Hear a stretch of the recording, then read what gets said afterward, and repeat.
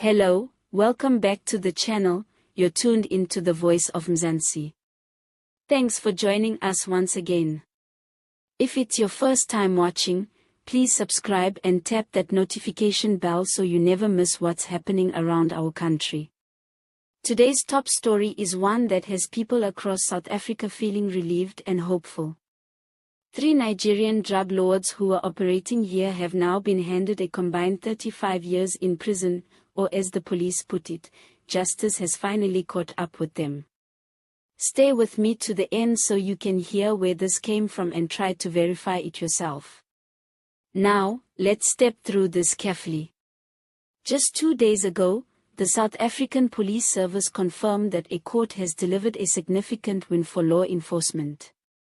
The acting provincial commissioner announced that 3 Nigerian nationals involved in drug trafficking here in South Africa have collectively received 35 years behind bars, SAPS.gov.za. 1. That's right, a meaningful sentence for criminals who brought poison into our neighborhoods. According to SAPS, these men were major players in a network funneling narcotics across provincial borders. They weren't small-time dealers. These were organized drug lords whose operations spanned regions, moving controlled substances illegally and profiting off the harm they inflicted on vulnerable communities. Law enforcement agencies worked tirelessly, gathering evidence, making arrests, and ensuring that when prosecution came, it stuck.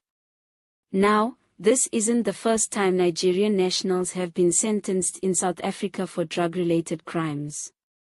In the past, John Jeku Chikbo, also known as JJ, received a brutal 70-year sentence for racketeering, money laundering, and dealing in multiple counts of dealing cocaine and ecstasy, IOL, too.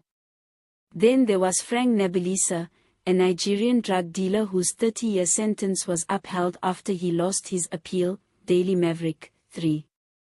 These cases echo the same message: crime doesn't pay, and justice doesn't sleep. Going back to our 3 recent convicts, this sentence sends a strong message.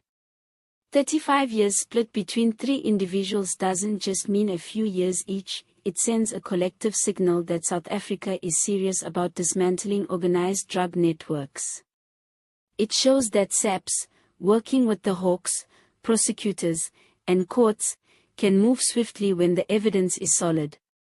Communities affected by drug abuse have welcomed the news with cautious optimism.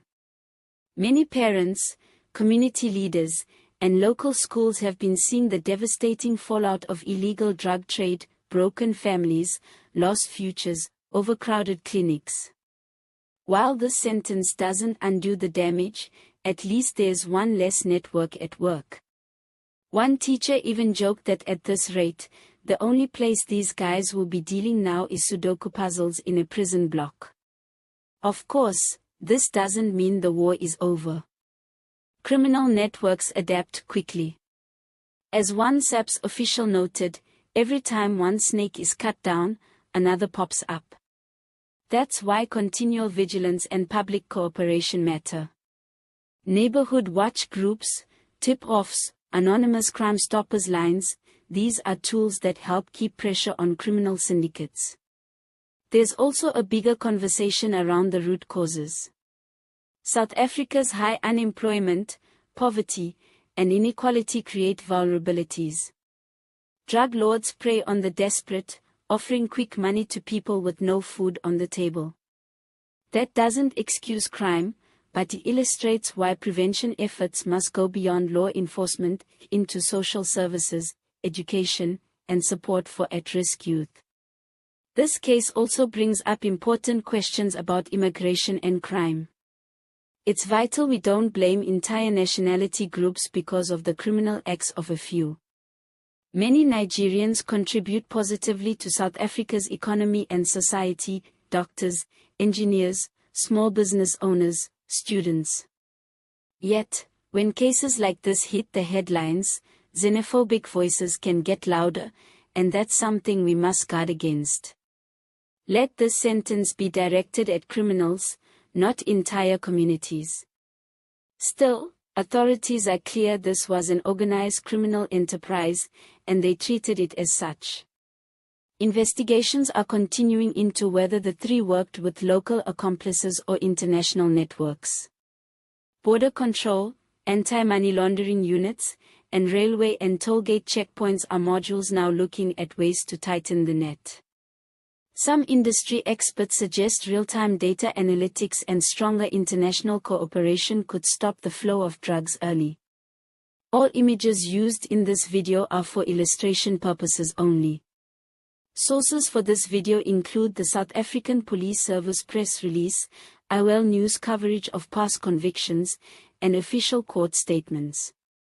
Thank you for watching The Voice of Mzansi. If you found this news useful, please like, subscribe, and share it with friends. Stay alert, stay informed, and we'll see you next time.